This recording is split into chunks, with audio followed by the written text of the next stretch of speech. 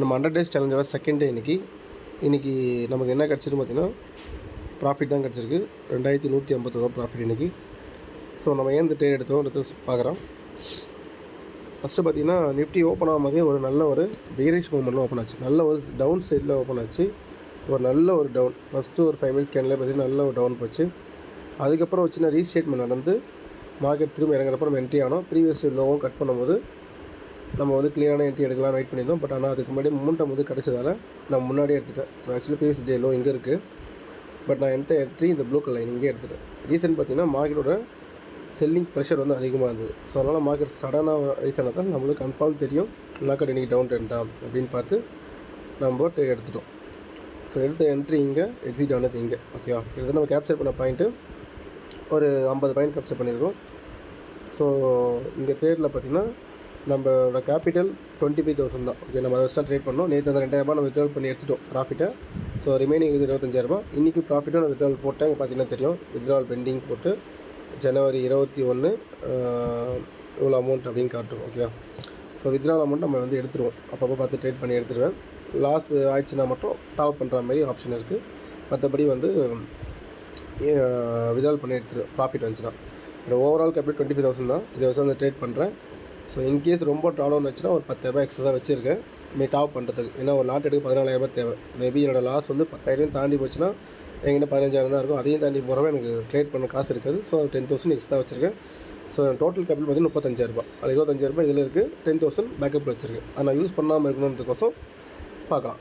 ஓகேவா, ஸோ என்னென்னு பார்த்தீங்கன்னா இந்த ட்ரேடு நான் எக்ஸிக்யூட் பண்ணது வந்து 9/22 182 ரூபாய்க்கு. ஓகேவா, இது வந்து கேன்சல் பண்ணிட்டு எக்ஸிட் பண்ணிட்டேன். 210க்கு எக்ஸிட் பண்ணிட்டேன். ஆக்சுவலாக 227 போட்டு இந்த ஆர்டரு.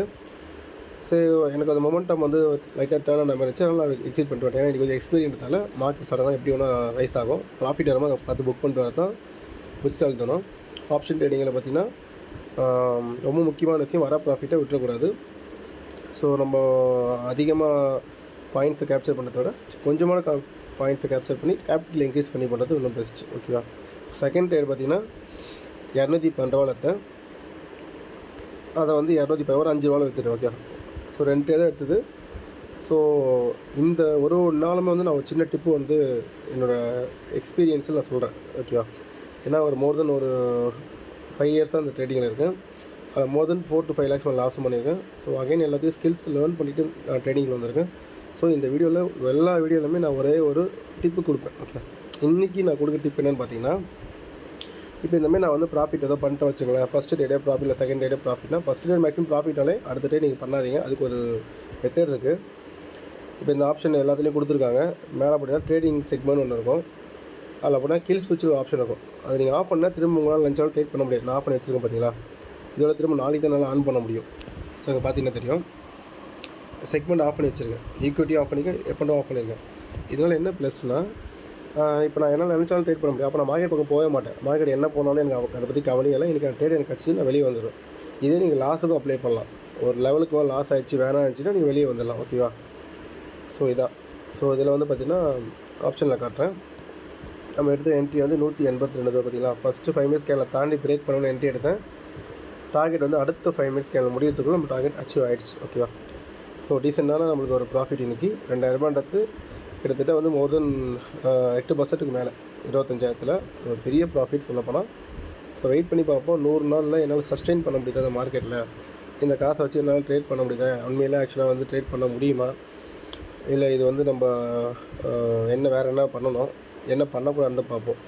நான் சொன்ன டிப் என்னென்னு பார்த்தீங்கன்னா, நீங்கள் உங்கள் மணியை காப்பாற்றணுன்னா ஃபஸ்ட் ஆஃப் ஆல் வந்து உங்கள் ரிஸ்க் மேனேஜ்மெண்ட் கரெக்டாக இருக்கணும்.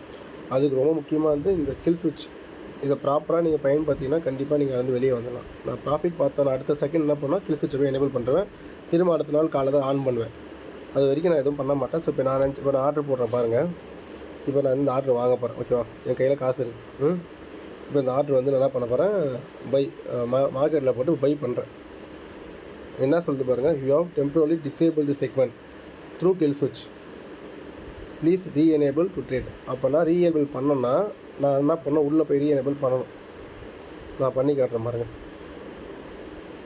இப்போ நான் ரீஎனேபிள் பண்ணேன்னா உள்ளே போயிட்டு நான் ஆன் பண்ணுறேன், என்னால் ஆன் பண்ண முடியாது. ஏன்னா 24 மணி நேரம் அப்புறம் தான் ஆன் பண்ண முடியும். நாளைக்கு தான் என்னால் பண்ண முடியுமே. ஓகேவா? ஸோ அதனால் இது ஒரு பெட்டர் சேஃபான ஆப்ஷன். தேங்க்யூ.